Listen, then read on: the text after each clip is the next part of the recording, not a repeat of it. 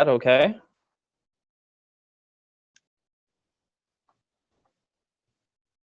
You're good, Bradford. Okay, thank you, Keith. Perfect. And as Corinne mentioned, we're expecting a fair turnout today. So I think in the interest of organizing this, would be best if you have questions as we're going along.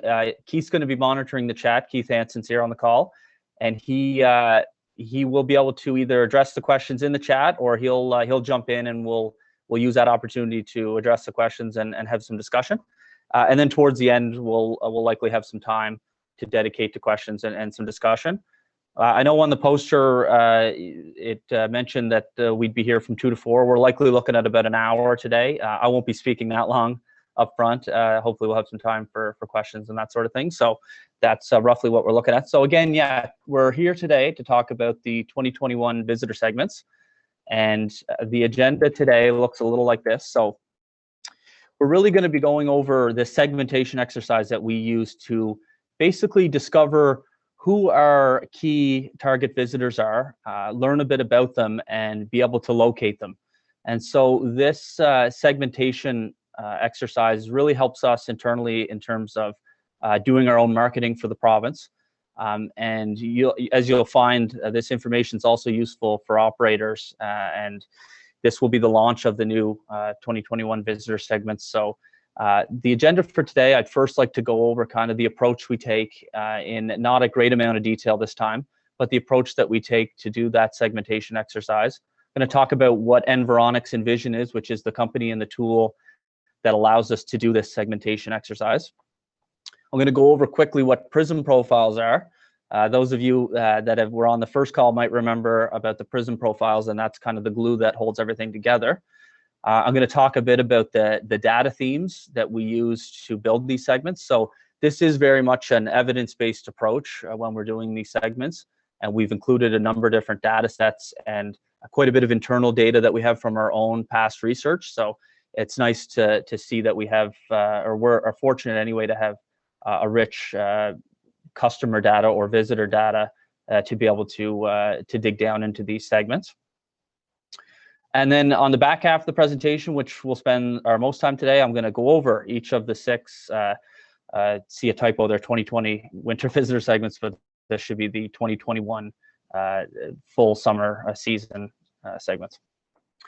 Okay, so just a bit about segmentation and geographical segmentation. So what segmentation is when we're talking about customers, or in our case, visitors, it's just the process of identifying and grouping our target customers or visitors into cohorts or groups. And this is done based on shared traits. So you basically get like-minded visitors or visitors that tend to behave in a similar way, and group them into custom segments that are relevant for our PEI leisure market. And we really are looking at the leisure traveler at this moment. This would exclude things like travelers for business. So really, when we approach a segmentation exercise like this, we're basically asking ourselves, how can we take an evidence-based approach to first identify who our target visitors are, locate them, and then describe them, find out a little bit about them, what their preferences are, what their behaviors are, what they tend to do when they travel, specifically with past travel to Prince Edward Island. And so Environics Envision, I may mention Environics through this presentation, so it's useful to kind of define what that is. So Environics is a big data company. They're involved in data analytics and marketing, and we as a department have worked with them on marketing initiatives in the past, and they're really a key player in terms of allowing us to do this type of visitor segmentation. Envision's a product that they have that we now have licensed. It's a software, and basically it's an intelligence platform that allows us to do our own custom segmentation and add our own data sources in, and to be able to kind of take that capability in-house. And it's certainly been a useful tool. And as we can see now, we're into our second rollout of segmentation, visitor segments, even just in the past 8 months. So we kind of got a trial with it in the winter, got along great with it, and certainly happy to be able to share what will be a broader segmentation that's not just focused on one particular season. So basically how this tool works is, basically, it integrates our own organizational data. So in our case, as a company, our customer data, or again, visitor data, we have is through a variety of our own internal research, as well as some customer databases that we have. So it allows us to integrate that piece with larger demographic and lifestyle databases that we have licensed through Environics. So by including our own visitor data with larger lifestyle and demographic data, it allows us to basically identify who our customers are and then learn some more about them that we wouldn't be able to have access to otherwise. So the way this Envision and Environics process works is using these Prism profiles. So what Prism Profiles is, it's really a database, and the most recent Prism release was in 2020, so it was updated recently. Of course, that was before the pandemic. But what it does is it divides all of Canadian households, specifically by postal code, into 67 unique profiles. You can sort of think of them as neighborhoods. And so what they've done is basically used a whole pile of data and different databases to take postal codes or neighborhoods around Canada and group them into like groups. And so what they've come up with is these 67 Prism profiles, which can be described demographically in terms of life stage or where they live in terms of urbanity, their affluency or their household income. And then using those Prism profiles, once you've got information that's tied to a postal code, then you can basically say, okay, well, let's add a new information source, and then we'll see how how each of our Prism profiles respond to that data source or variable. So what we can think of this is sort of the concept of birds of a feather flock together. So it's thinking of neighborhoods that tend to be similar, and you may have a Prism profile. One of the examples there, number 7, the first one, mature and secure. Though that Prism profile may have representation in the Maritimes, it may have representation on the West Coast. Basically, it's taking all the postal codes in Canada and trying to come up with unique personifications or neighborhoods. So the process that we use to make our own custom segments is, first we have to identify who our target visitors are. Who are the customers that are relevant to the PEI tourism leisure market? So in order to identify our visitors, that's when we, as an organization, take our own data sources, our own primary research information, our own data that we have on our visitors, and plug that into the system and figure out how that shakes out in terms of Prism profiles. So which Prism profiles tend to be strong visitors to PEI. We can find out things about visitor spend. We can find out things about how long visitors tend to stay from our own data. The second part of the process, once we figure out, okay, which Prism profiles seem like good target markets or target segments, we then need to group those Prism profiles into our own custom segments. And that part of the process is when you take in these licensed databases that we have licensed through Environics. So that's things like lifestyle, demographics, social values, media use, how people use social media, how they use traditional media, behaviors, things like that. And so that second part of the process is where we can actually group or segment those Prism profiles. And then from there, once we have our custom segments, then we can describe them. And that description is the type of information that for yourselves as industry and operators really becomes useful, because then we can say, okay, here are some custom segments that are our target visitors. Well, let's learn a bit about them. What are their preferences? What are their patterns?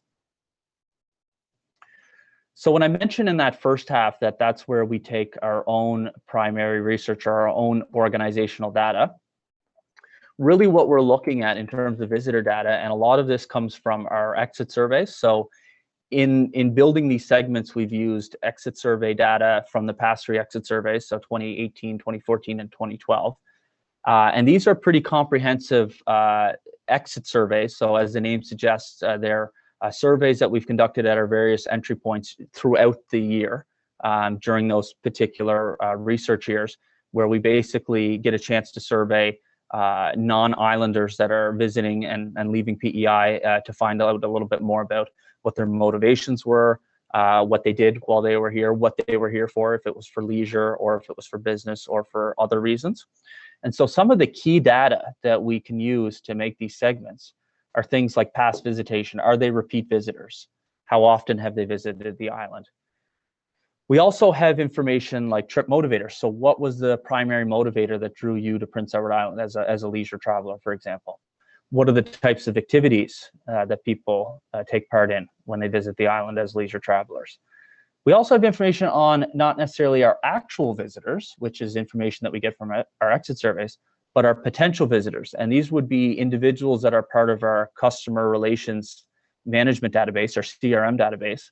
And these may be people who have engaged with Tourism PEI in terms of signing up for our newsletter as visitors, not as operators, but as visitors, or people who have engaged with us, ordered visitors guides, things like that. So these are possibly actual visitors that have been here before, but also potential visitors that have some kind of an interest in Prince Edward Island, and that's an important aspect as well to try to capture on.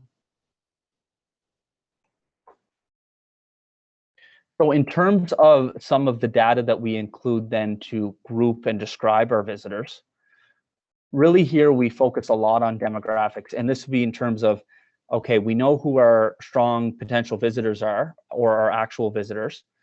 And so how can we group these individuals together? What makes sense in terms of trying to personify or segment these visitors, which are generally broad? So we look at things like their family composition. Are they in the family stage? Do they have kids? Are they retirees, perhaps? Are they younger than the family stage, young adults? Their urbanity is important. So are they individuals that live in rural areas? Are they individuals that live in suburbs or urban areas? We also look at things like income. So it's helpful. It can be helpful to group people based on affluency and income, as that tends to lend into shared behaviors. So when it comes to describing, once we make our groups, that's where we kind of get into some of the more behavioral data. So what are their preferences? Where do they live? What are their activity and lifestyle tendencies? And these are things that we don't have information on. This is where we tap into these broad national consumer databases, is what they are, to be able to pull things like activities that people do in a general day-to-day, as well as some travel behavior. We can learn things like their social values, so what types of things are important to them. Quite importantly, we can also use that to figure out where people live, so it allows us to do some target marketing if we wish, and to understand what types of areas within our target market these individuals are coming from. And then a little bit about lifestyle, as well as their social media use. You know, how do they interact with brands? How do they interact with companies and make purchasing decisions using media? So pretty important insight in terms of being able to learn a little bit more about our target visitors, or our strong potential visitors.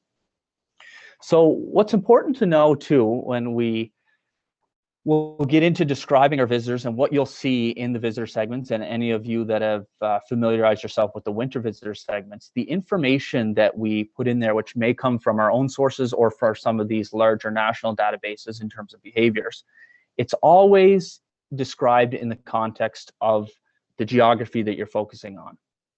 So what we would refer to as the geography that we're focusing on is our target market. So for this exercise, for these 2021 visitor segments, the target market that we chose is a footprint that essentially includes Ontario, Quebec, and the Atlantic provinces. And so we're looking at a total population here of 25 million, so a pretty big population, and an area that traditionally has been very strong in terms of our leisure visitors. When we think of our leisure visitors to PEI, of course, the Atlantic provinces, Ontario and Quebec, have typically been markets where we've not only focused on, but where we've had a large number of our visitors from. We certainly, domestic travel from these areas represents quite a substantial portion, or at least has in the past, for visitors to PEI. And so one thing you're probably thinking about is, well, now we're in a COVID context, right? And border restrictions have been a huge part of this COVID pandemic that we're dealing with, and have certainly had an impact on the tourism industry.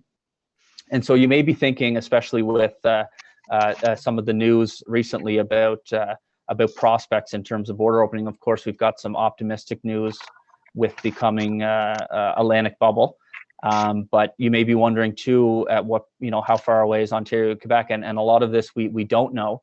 But what's important to remember too is because of the way these segments work and these Prism profiles, and we'll recall the neighborhoods and the birds of a feather type mentality, is that we can always drill down into parts of our target market and locate visitors. So while some of our segments may have pockets of populations in Ontario and Quebec, until we can access those markets, these segments still allow us to be able to personify the types of visitors that will still be coming from the Atlantic provinces. And so in the coming weeks, as we get towards an Atlantic bubble, these segments allow us to be able to visualize and learn a bit about our visitors that will be coming from Atlantic Canada. But these segments are also flexible enough that as borders open and we get into perhaps a Canadian bubble type situation or beyond, then we're able to quickly have that intelligence on those Ontario and Quebec markets. So it really does allow us to be flexible. Okay, so I'm going to do a quick introduction of the names of our 6 segments. And then what we're going to do is go into them individually, and I'll show you all quickly where you can access the personifications and these 6 visitor segments. So we have our first group is the Atlantic Connections, and they're made up of 4 Prism profiles. Same with the short haul sightseers. We have a group of elite explorers, and as you can probably tell, the names are lending into a bit of the description. Our elite explorers tend to be our highly affluent, high-end travelers. We also have Upscale Families, Indulgent Independents, which is a group that we're excited about. It's a younger group and typically perhaps a newer segment in terms of the age group that we look at targeting as target visitors. And finally, we have Amis Francophone, which is a French-speaking group originating from Quebec and parts of New Brunswick. So a quick overview, just a kind of a 10,000-foot level view of these segments. So again, there's 6 of them. The Atlantic Connections, they're a population group in this entire target market that's over 1.5 million in terms of population. Their life stage, they're older families and empty nesters that sort of lean a little closer to the empty nesters. So this would, we would expect a party composition in terms of a travel party to be older couples, in this case, singles and couples. They tend to come from a mix of rural and suburban areas, as well as a mix of job types, and a lot of these individuals may be out of the job force in terms of being in a retirement phase. And they have a bit of a lower average household income, which again, the retirement part may lean into a little bit there at 84,000 on average. The second group, the short haul sightseers. So these are middle-aged and older families. So they're more in the family stage in the Atlantic Connections, but they're likely their children would be in the teenage age or older. As the name suggests, with short haul and as well as the first group, Atlantic Connections, these are really a strong maritime or Atlantic Canadian groups where a lot of the travelers in these 2 segments we are going to expect to see coming from Atlantic Canadian. That's where they're highly concentrated. So these will be 2 groups that will be important to focus on, especially while we're in an Atlantic bubble situation. So the short haul sightseers, they're mostly rural and mostly in the blue collar and service sector industries, and a bit of a higher average household income than that first Atlantic Canadian group. Elite explorers, so again, these are sort of the high roller, highly affluent visitors to PEI. They're a smaller population in terms of our overall market at about 750,000 people in that target market. They're in a mix of life stages. So in this group, we've got Prism profiles that are very much still in the family stage and some that are on the older end.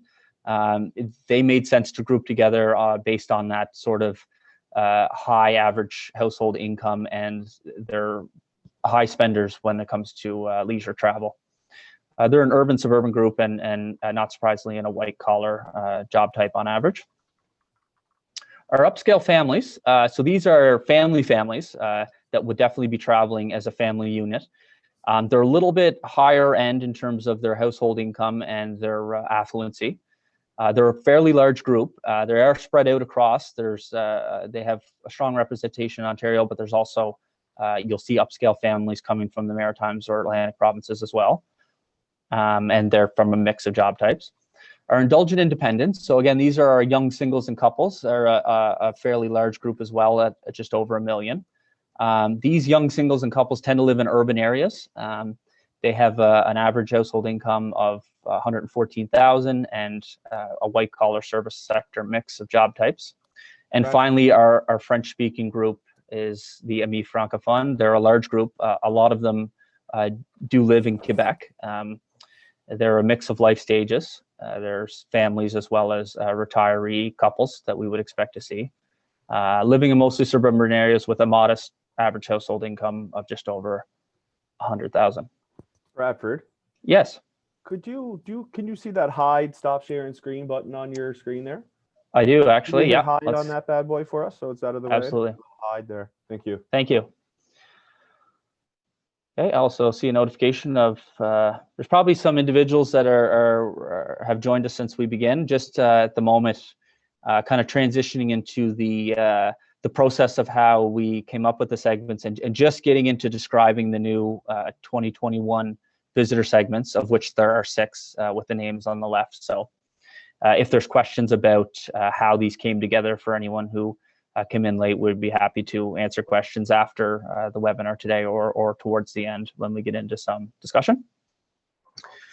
Okay, so those 6 groups, I mentioned some population numbers, and I mean the population numbers, the numbers themselves, are probably not something you need to focus a lot on. I think more importantly, kind of looking at it from a percentage breakup is more useful. So if this entire pie is the entire population of that Ontario, Quebec, and Eastern Atlantic Canadian provinces, that population of 25 million, this is sort of how you can see the breakdown of those groups. So you'll notice that about 60% in that dark blue are all of the households and all of the neighborhoods that are non-target. And so one thing you may ask is, well, why not go after, there's a large piece of the pie that aren't necessarily our target markets. But I think it's important when we think about segmenting, and this would be any company that was doing or organization that was doing customer segmenting. But for us, when we look at our visitor segments, is to really focus on those that have a strong history or a strong potential for travel to PEI, because those are the folks that are more likely to be swayed to come to Prince Edward Island, are more likely to be waiting to come to Prince Edward Island and have that pent-up demand. And those are the folks that we can really glean into in terms of what intelligence we have on their preferences, especially during travel, what their preferences are for tourism-related activities when visiting PEI, what the preferences are for accommodations, things like that. So that's where we really, to see about a 40% of our target market that we then divide into individual segments is a pretty good sign for a good segmentation project. Okay, so in terms of the type of information that we're happy to be sharing as of today, this is the launch for the 2021 visitor segments. We've created these 2-page personifications for each of the 6 groups. So this is just a preview of kind of what these 2 pages look like. These are accessible as of now on our government website, and I'm going to show you the link here in a minute. And so basically what they're sort of like, I guess, data sheets or pictographs of some of the intelligence that we think is important in terms of industry being able to kind of visualize or see the personifications of our target visitor segments. So you can see there's a lot of information on there. There's a lot of good information. It's a data-driven exercise. So you can find these on our princeedwardisland.ca website if you go to princeedwardisland.ca/tourism research. Keith will put that link in the chat as well, so you can write that down or copy and paste it and share it. So when you get to that website, you're going to see a list of actually a variety of research publications that we and our research partners, such as Destination Canada, have released. So Keith and I put this page together, and it's a good opportunity as any to plug that this is a great resource in terms of staying up to date on some of the intelligence and some of the research that we have access to that is helpful for industry and operators, whether it's, directly specific to your business or just keeping on top of industry trends. And of course, now more than ever, are we seeing changing trends in the industry given the pandemic situation, and as we now move into recovery. So this is a good bookmark to have. So when you get to this page, you'll see in the third section our 2021 visitor segments. So each of those links will take you to a PDF that you can download. Again, those 2-page personifications. There's also a very good resource there in the how to read visitor personifications. So this is a little 3-page document that I put together to assist you in interpreting what the information means, or at least how we should interpret it.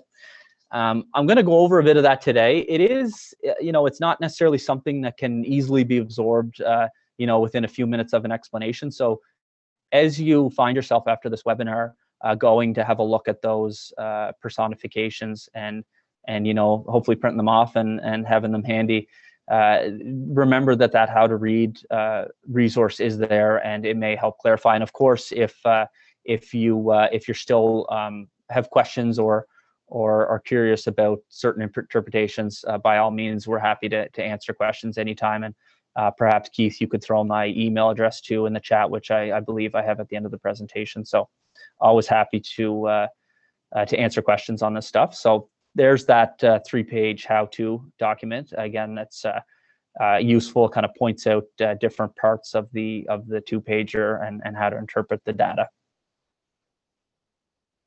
Okay, so what I'd like to do today is go through those 2-pagers and just pull out different sections that I want to kind of go over, and that'll help us kind of get an idea and tell a bit of the story about these 6 groups that we have today.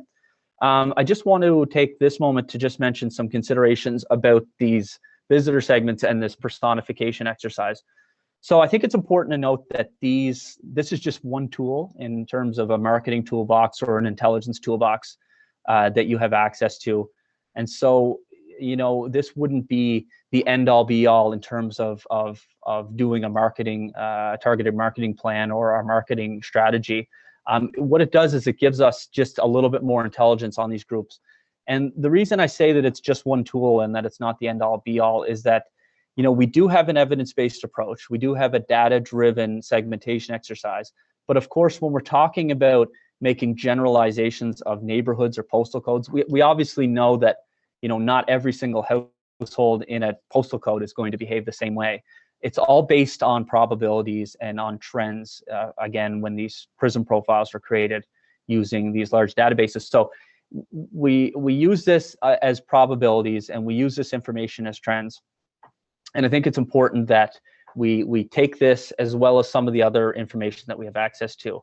And one thing that's good to mention is a lot of the ongoing research that not only we as a department have been undertaking, but also national research, notably the Destination Canada publications, and we do have these on that website that I just alluded to.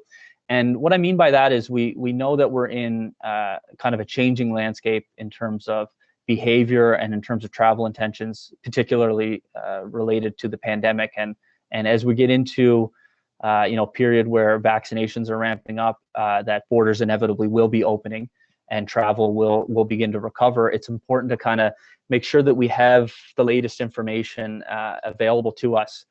And with the last wave from the Global Tourism Watch from Destination Canada, we could start to see some really important information about how visitors are becoming a little more apt to want to travel further away from their home in terms of within a province and eventually domestically as borders open and as vaccines become available. And we're also seeing trends in terms of shifts back to people traveling for the purpose of leisure travel and not just for visiting friends and family, which typically visiting family was sort of priority number one in terms of people wanting to and willing to move within the pandemic. So it's good to have these segments information in terms of what we know about travelers in the past, and then we can take some of the information that we're learning through research about changing patterns and changing behaviors. And one thing that we know from research is that there certainly appears to be a shift towards outdoor activities, for example, activities that people would undertake on vacation and during travel. So this is a great and a powerful tool, and it's kind of one that you should add to the toolbox.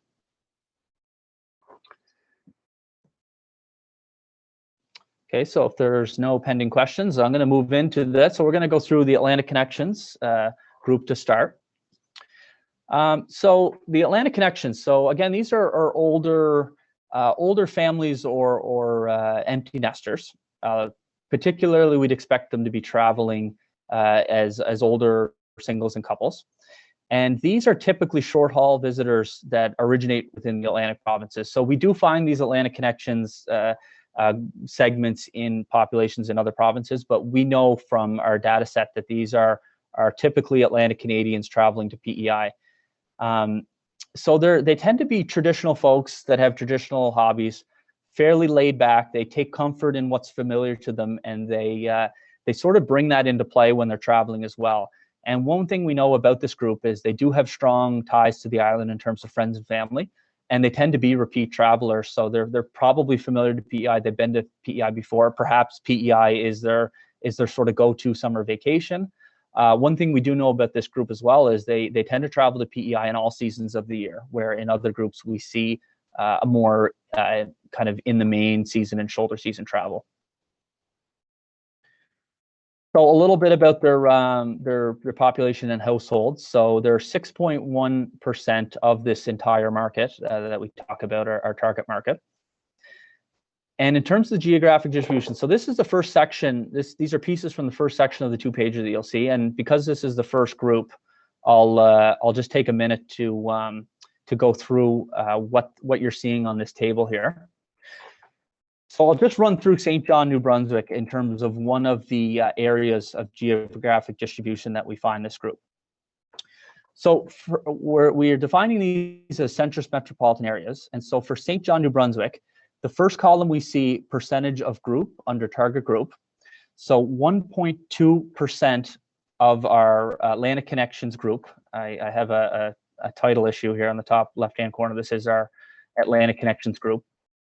1.2% of this group is found in St. John, New Brunswick. The percentage of Atlantic Connections found in St. John is the next column, and that's 16.9%. So of all of our Atlantic Connections, 16.9% of them are found in St. John, New Brunswick.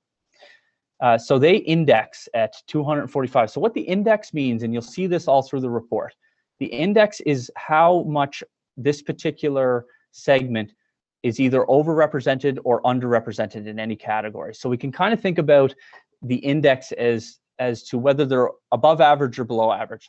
So in the case of our geographic distribution, what this is saying is that a household in St. John, New Brunswick is 145% more likely to be from this segment. So with the index as 100, a value of 100 means they're exactly average. So they behave with this value the same way as the average household across our entire target market.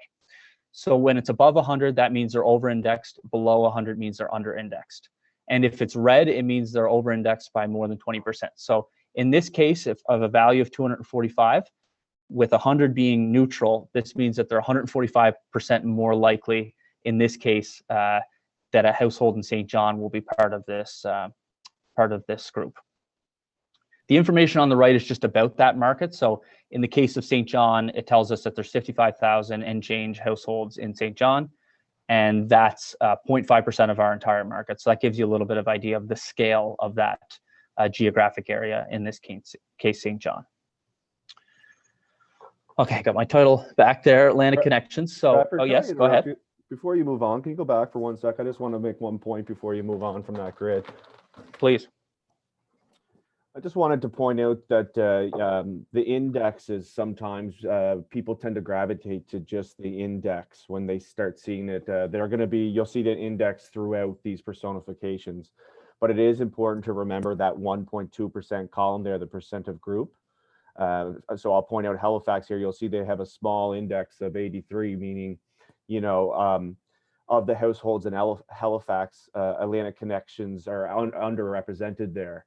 But it's still 1.4% of that group. So it is still an important part of the consideration there. So I just wanted to make that point that when you're looking at these, the index is important, but so is these other variables as well.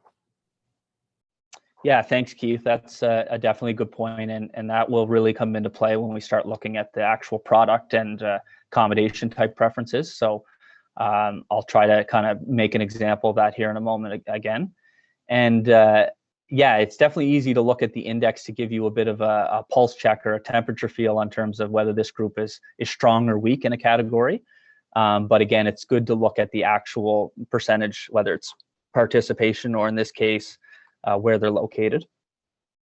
And I mentioned before about how it's important that when we look at this information to remember it's always in the context of the target market. And so that's how the indexes work. If we didn't know what area we were looking at, in this case, we're talking Ontario, Quebec, and the Atlantic provinces, then we wouldn't have a benchmark to which we could average that group or index that group out. So it really helps us figure out how does, in this case, the Atlantic connections, how do they behave in this variable compared to the average household in the market?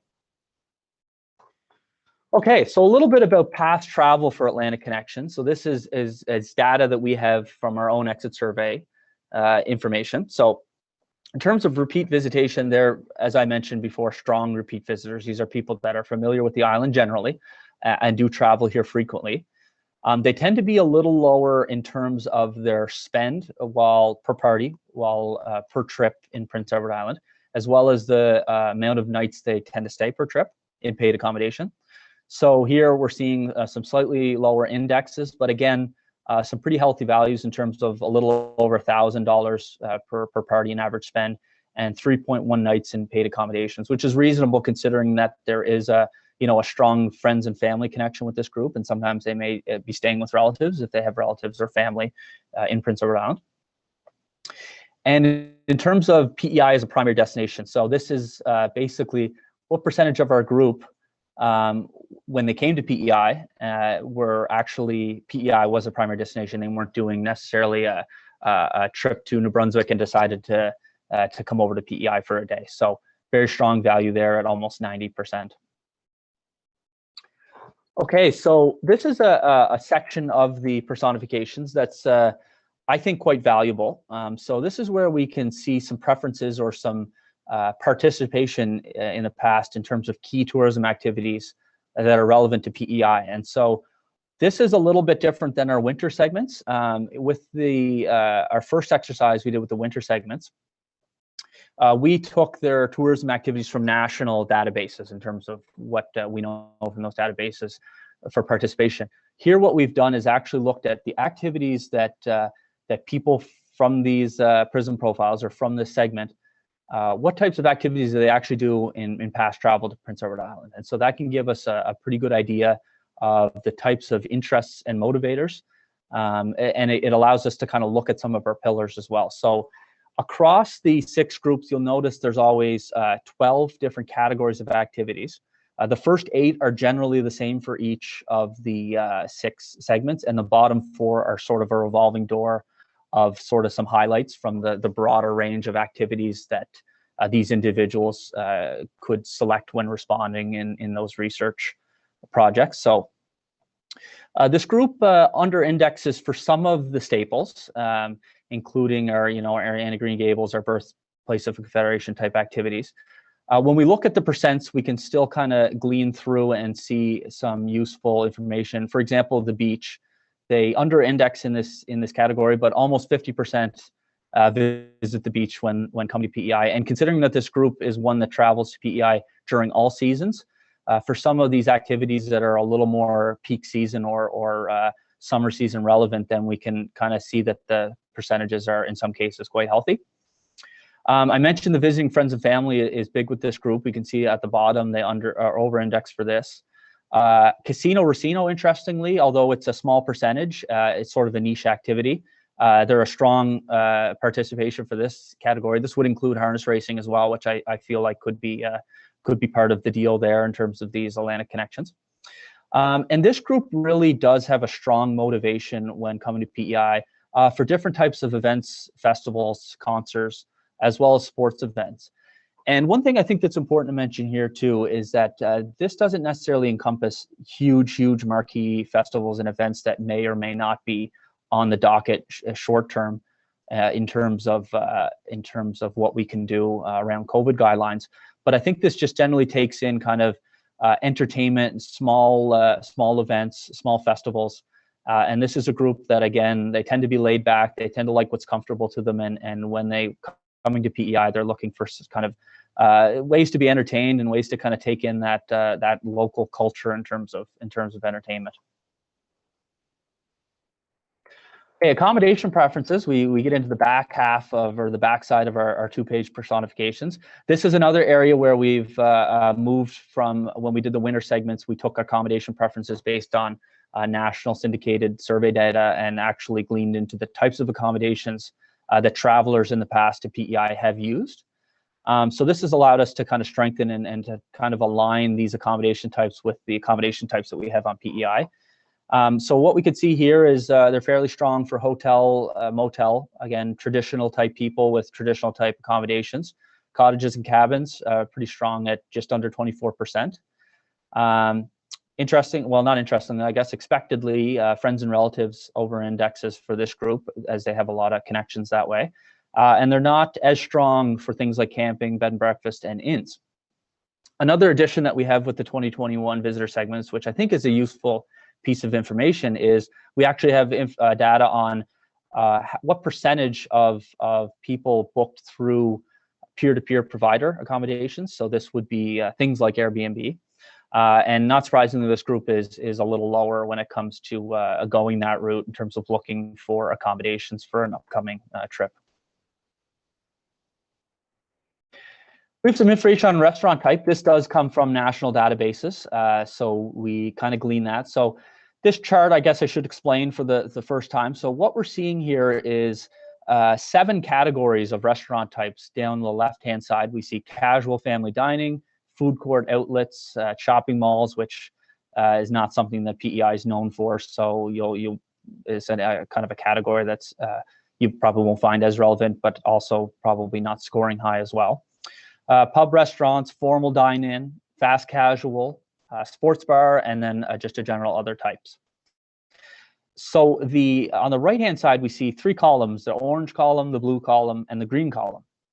So these are different frequencies. So at what frequency do these individuals attend these type of restaurant types? So the orange column we see is once a month or more. So this is fairly frequently. The middle column, the blue column, is about monthly, 2 to 11 times per year, a little less than monthly. And then the green is more a once a year type occasion. So with the Atlantic connections, casual family dining, pub restaurants, sports bars rose up a little higher in terms of when we go across the frequencies. Again, these are sort of a laid back traditional group that like what's familiar. So comfort food, laid back restaurant types is probably where you'll see these folks dining on vacation. Interestingly, we see a red over-index for formal dine-in on the highly frequent once a month or more. It is just 3.8%, but kind of an interesting finding for this group. Okay, moving on. So our short haul sightseers, this is our second group. As the name suggests, this is also a group that's highly represented in the Maritimes, or Atlantic provinces, I should say. So again, we would find these type of travelers in other jurisdictions, certainly in Ontario as well as other provinces. But we know from experience and from our data that a lot of the visitors that fall into the segment are short haul, rubber traffic, and are likely going to be coming from Atlantic Canada. So this is a lot of similarities with the last group for sure. But they tend to be a little younger, so still in the family stage. The families tend to be a little bit more established, I think this picture does a decent representation of a kind of the age group we're looking at.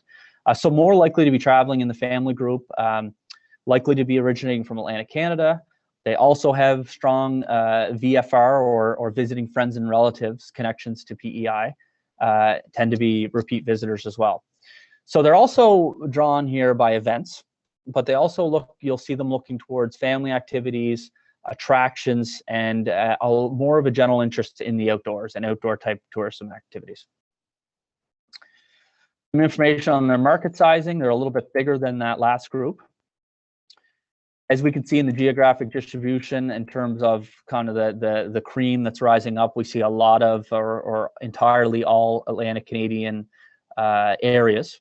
Halifax again is showing up strong here. They're indexed higher, so in this case, there's a large proportion that are found in Halifax, and a household in Halifax tends to be more likely. There's a better chance that they would be in the short haul sightseers than not, as we can see by that above 100 index level. And so across the board there, we're seeing strong indexes, a little bit more urban type areas, Halifax, St. John's, Fredericton, Moncton, and Cape Breton. As I mentioned, strong for repeat visitation, 86%, just a little less than that last group. They do tend to spend a little more, stay a little longer than the older Atlantic Connections group. And PEI as a primary destination is showing up strong here and will for most of the groups, as we'll see. So a decent yield traveler, definitely familiar with the PEI, could be a staple for vacation. Seeing some similarities in the key tourism activities, a little bit more motivated by, again, outdoors, beach type stuff. We see water-based activities indexing fairly strong, and this is a group that responded to that stronger than the others. Theme, fun, and amusement parks. So this captures, a lot of types of attractions, things that are perhaps more relevant to family units or family parties that are traveling together. Visiting friends and family at 44% there is quite strong. So they may be including that in the itinerary. That may be the #1 motivation. But that tends to be a common theme in terms of what types of things short haul sightseers do while in PEI. And sports events showing up there again.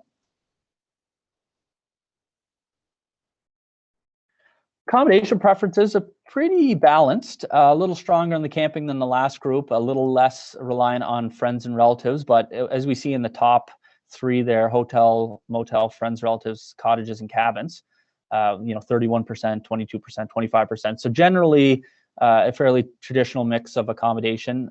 Also not a group that tends to gravitate as strongly towards peer-to-peer providers.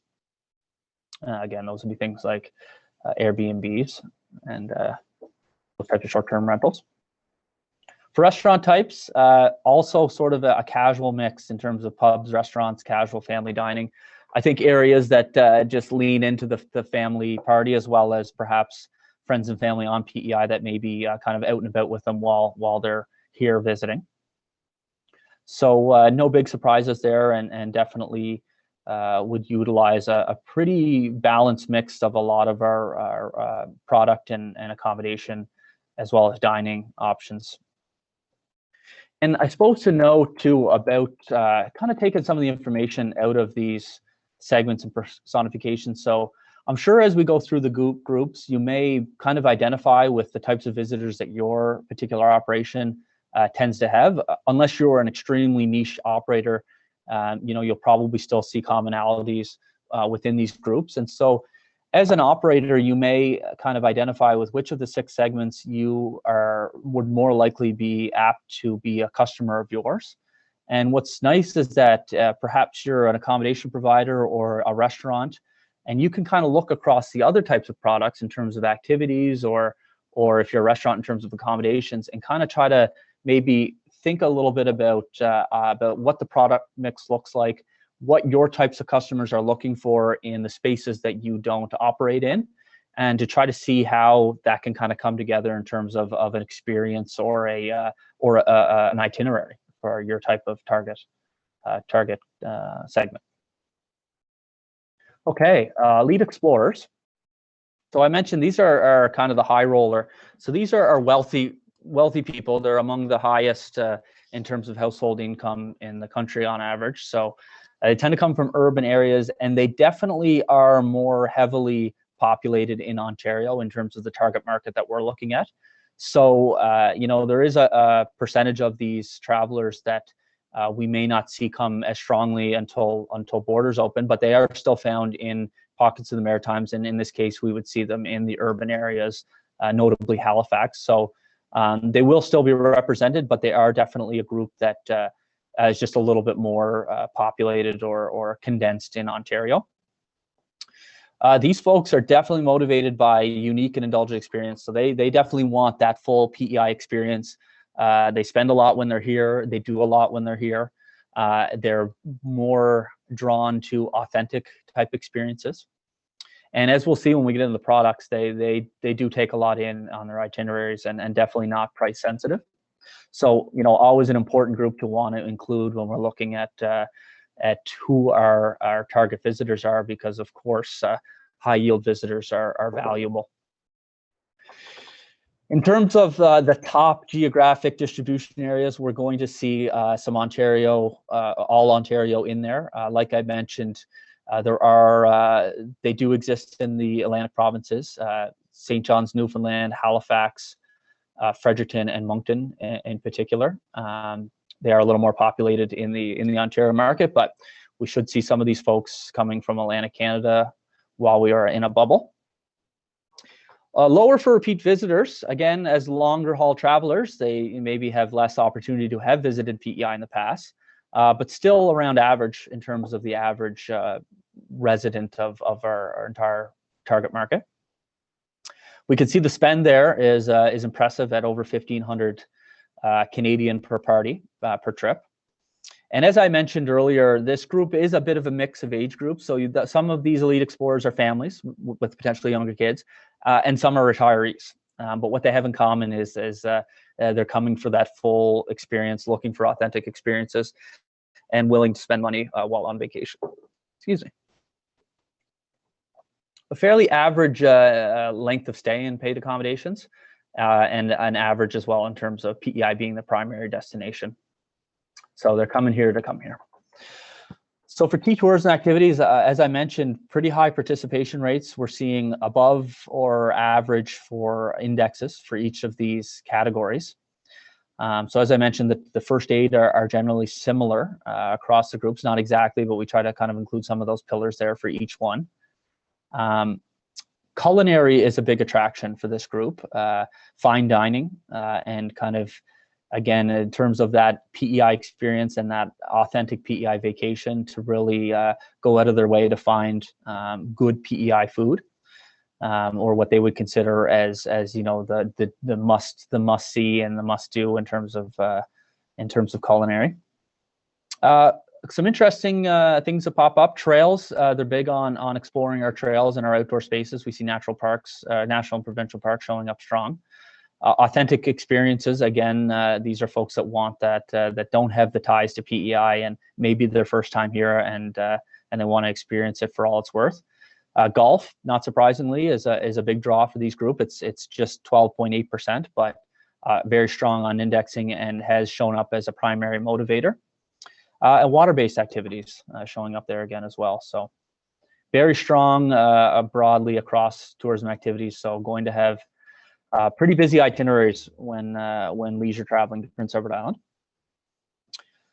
We see a shift here in terms of accommodation preferences, where B&B, bread and breakfasts, and inns are showing up a little stronger, and they're over-indexed for this group. Hotel motel also is over-indexed there, and we see that's at almost 37% of individuals that chose that as their accommodation preferences. Not strong on camping by any means, and fairly average when it comes to booking through peer-to-peer providers. We're seeing lots of red across the restaurant types as well, and this is the group, not surprisingly, the formal dine-in shows up a little stronger. So, and again, I would expect while on vacation, as opposed to their daily routines wherever they live, it's their price sensitivity is not going to be an issue, and they may go the extra mile to find a formal and a higher end culinary experience while while vacationing in Prince Edward Island. Okay, so upscale families. So this is really our family families. We definitely expect this segment would be traveling in the family group with children aging in range from young to middle-aged families. And as a result of that, their vacation itineraries are going to take into account the fact that they're traveling as a family group. So there's going to be a busy itinerary as well as a lot of family-friendly type activities. And not unlike the last group, this group, though not as affluent and not necessarily as high spending, they're definitely motivated by that ideal PEI vacation. So more likely to be here during the peak and shoulder seasons, more likely to want to see the beaches and to load up that itinerary with all things PEI. They are a group that is, compared to the first two groups, certainly more spread out across our target markets. Ontario tends to show up high. There's obviously large populations in Ontario. So there will be some of these groups that will be waiting on travel, but they do show up in Halifax. They're also strong for our urban areas and suburban areas in New Brunswick, as well as St. John's, Newfoundland. So we will see these type of families. I expect, when we get into our bubble here and increase in travel. And they'll be an important group as markets open for us to focus on, certainly. So they're higher on the household income and higher than average here in terms of average spending per party in PEI. So $1,300 per party, so fairly strong. Like our last group, not as strong on repeat visitation, but also originating from origins within and outside of Atlantic Canada. So less opportunity to come to PEI, but still fairly strong at just under 80% for repeat visitation. Fairly average in terms of nights stayed and paid accommodations at 3.5 nights on average. And like all our groups, PEI does tend to be the primary destination as opposed to an afterthought or a quick stop in. Okay, so a fairly strong mix of activities. They index around average for most of our typical pillars in the top two rows. We see beaches there at 60.3%. One thing we know about this group is, 60% of them tend to visit the beach when they come here, but the beach tends to be a primary motivator, as well as golf, interestingly. So whether or not that's a family activity or it's something that one or both parents may slip off and include in the trip, but golf did show up strong both in activity as well as in primary motivator. And then we see things like theme, fun, amusement parks, attending theater performances, which shouldn't be thought of as strictly plays per se, as well as much as events that would happen at theaters and PEI, and even things like small halls. And authentic PEI experiences, not surprisingly, resonates well with this group. So a good mix of tourism activities and fairly strong across the board.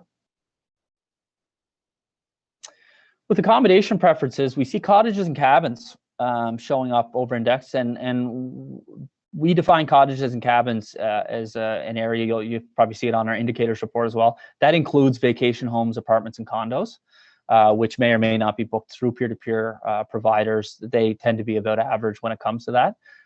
Like our last affluent group, camping's not high on their list, although they do participate in it nonetheless. At just under 14% of them choose camping. So, camping is a strong focus in terms of visitors that do come to PEI.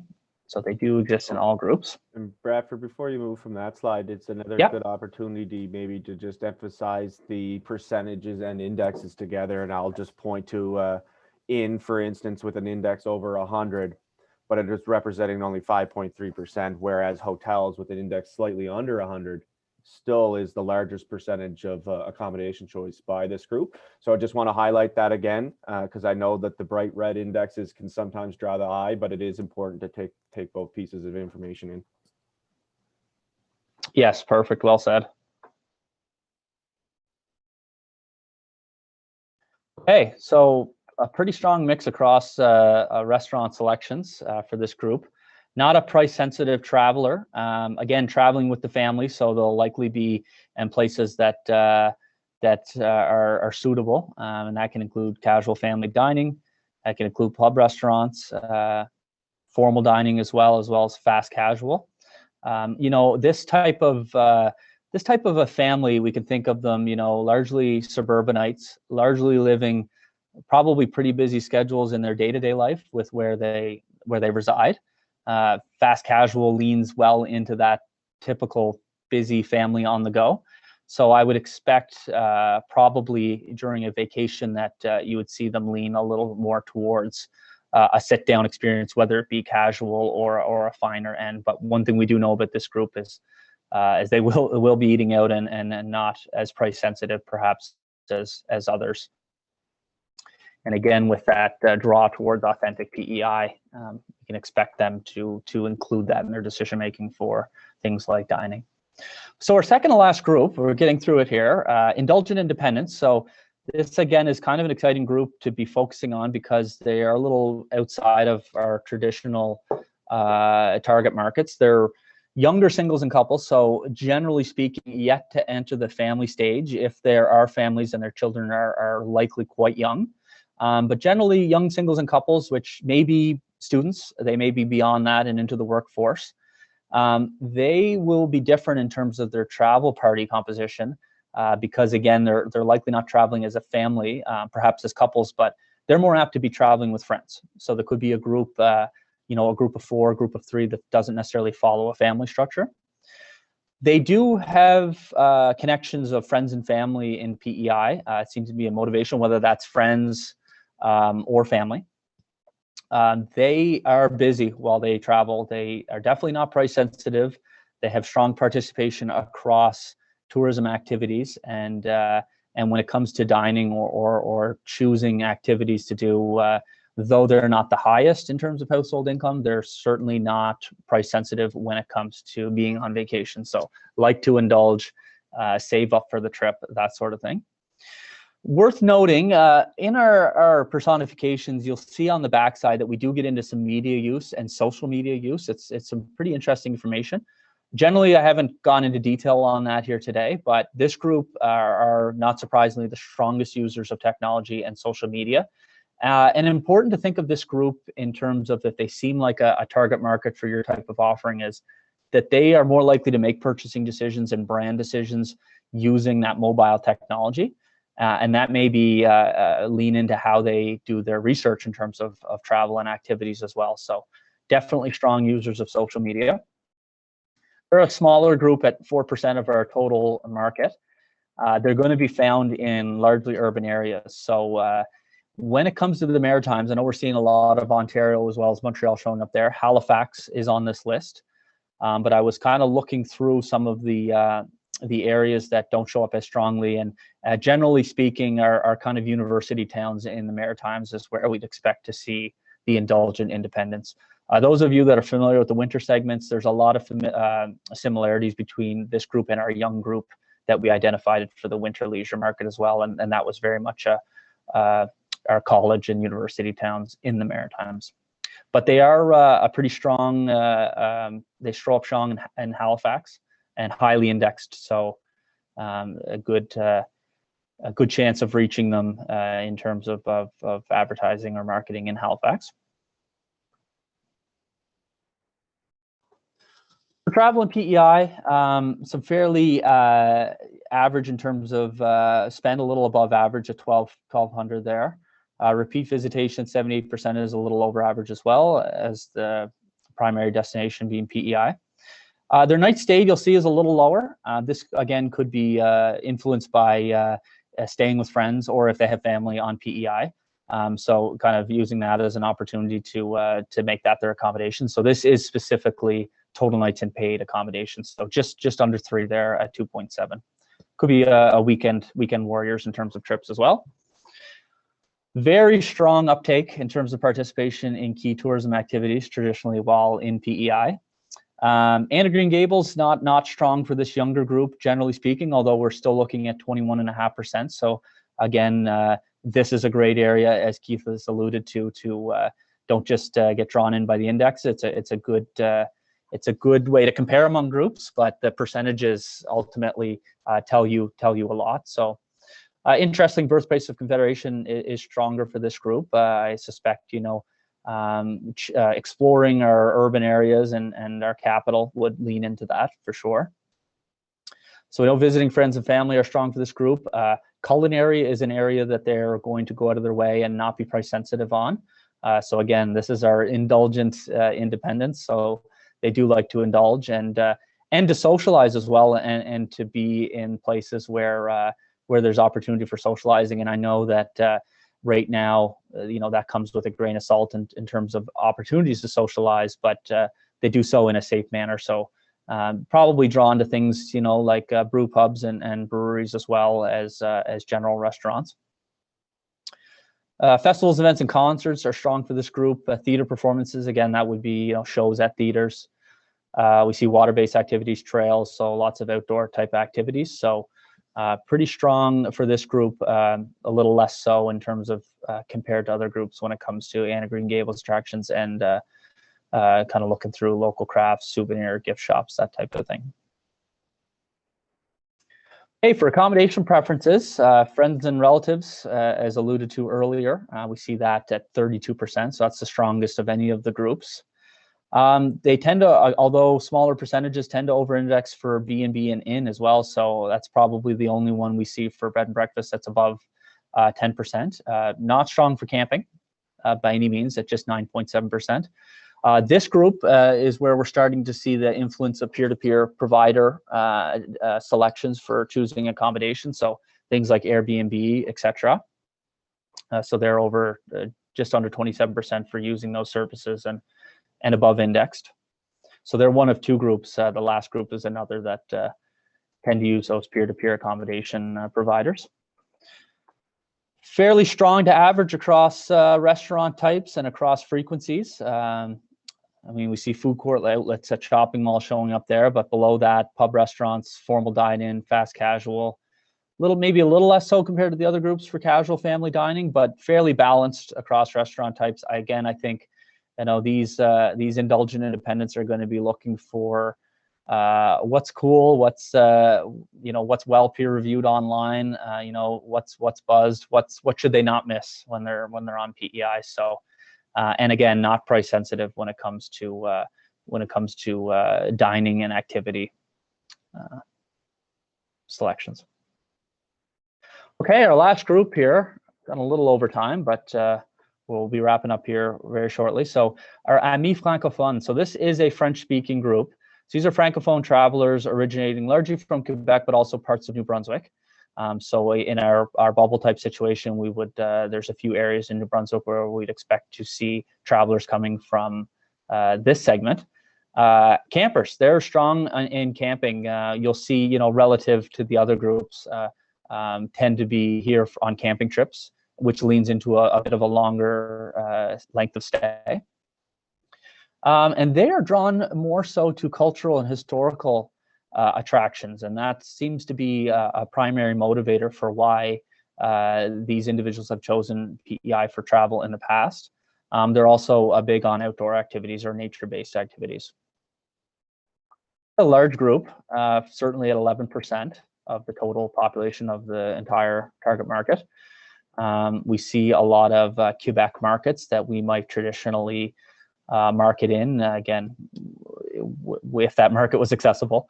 We see Moncton, Dieppe, and Edmundston there towards the bottom in terms of areas that this segment tends to reside in.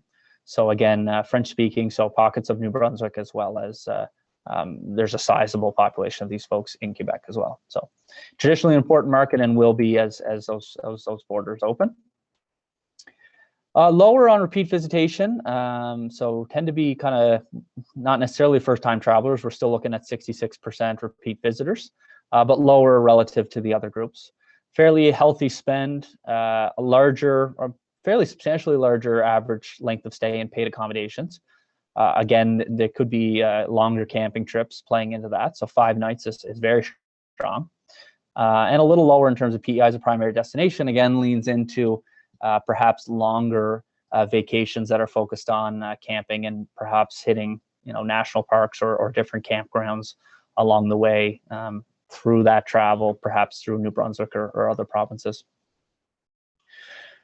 Good uptake on activities. So we're seeing some of the cultural we see historical cultural attractions, Birthplace and Confederation and Green Gables indexing strongly there. Our historical cultural attractions over 50% at 56%. Beaches are a big draw for our Amis Francophone. And then we see trails, water-based activities, national provincial parks. So really focused around that cultural historical mix, as well as enjoying the outdoors and enjoying our peak or shoulder seasons, which they tend to travel in. Okay, so a couple highlights for accommodation preferences. Fairly strong users of hotel, motel. Again, we see that, you know, it is the highest, actually second highest to camping, but still strong at just about 31%. Camping, as I mentioned, very strong for this group. So 35% of travelers from these Prism profiles or from this segment in the past have indicated that camping was the accommodations they've used while visiting PEI. So that's a very strong over double there, where we see 209 relative to the average individual in our target market. Interestingly, they're also very strong users of peer-to-peer accommodations providers. So again, that's examples like Airbnb, Vrbo, HomeAway, for example. So that was an interesting finding, that they're strong users of peer-to-peer.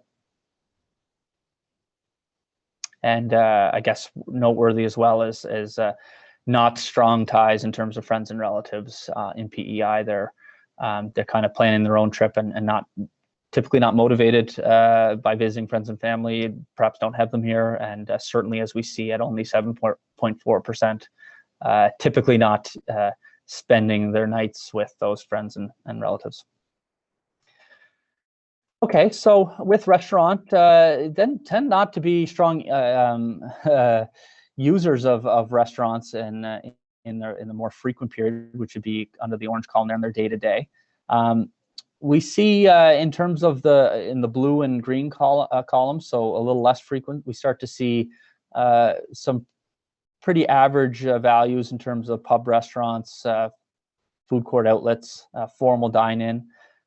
Sports bars on an infrequent basis tends to index high. We do in this group see a lot in the other types, and that is a general category for the restaurant data that comes again from the national larger databases. So perhaps not as much of a glean for this group, but you know, with camping, that would perhaps they're preparing a lot of their own food, and generally I think we could see them at a mix of dining types when traveling to PEI.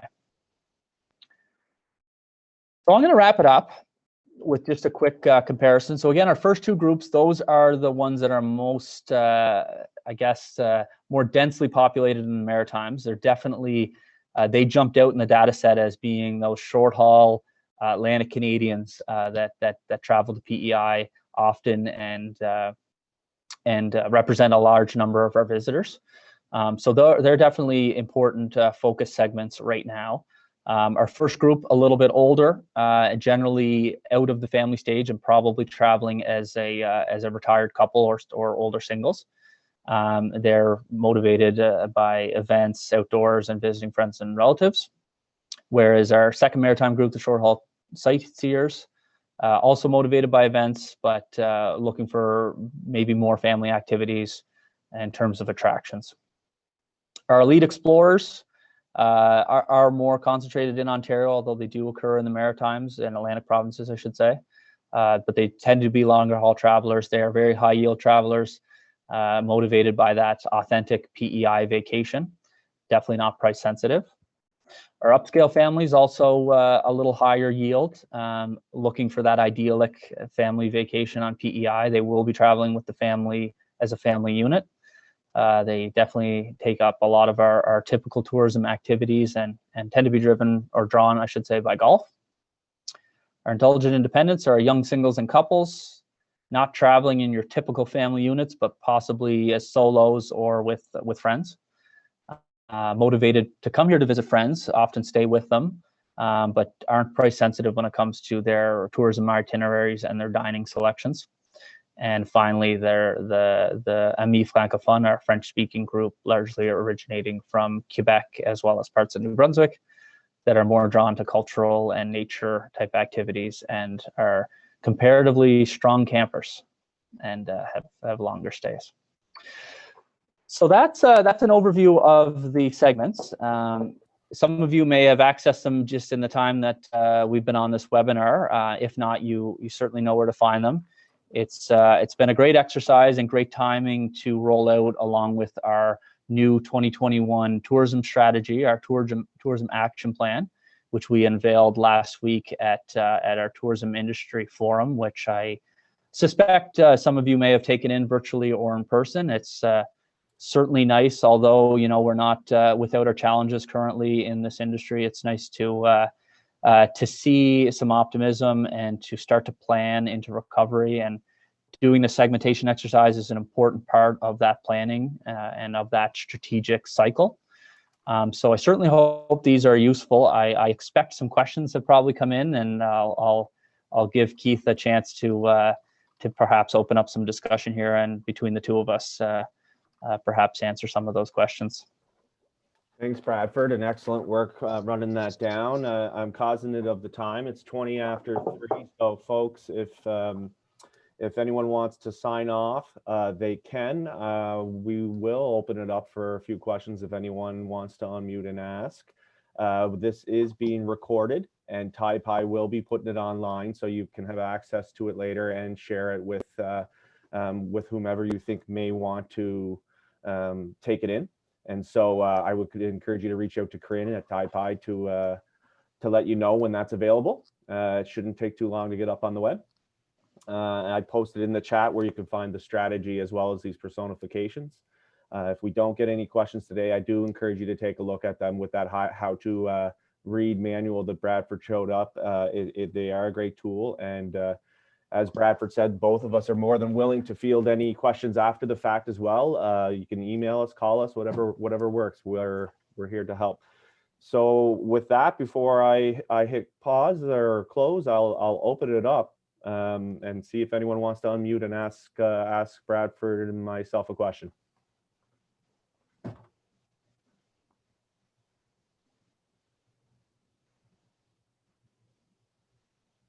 I see some folks trickling out, but that's all good. I understand folks might not want to jump on with 30+ people listening, so please reach out to us after the fact. We do appreciate you taking the time to take this in and your engagement on this, and our hope is that it is useful in some way for you and help you prepare for 2021. So thank you, everyone. Thanks.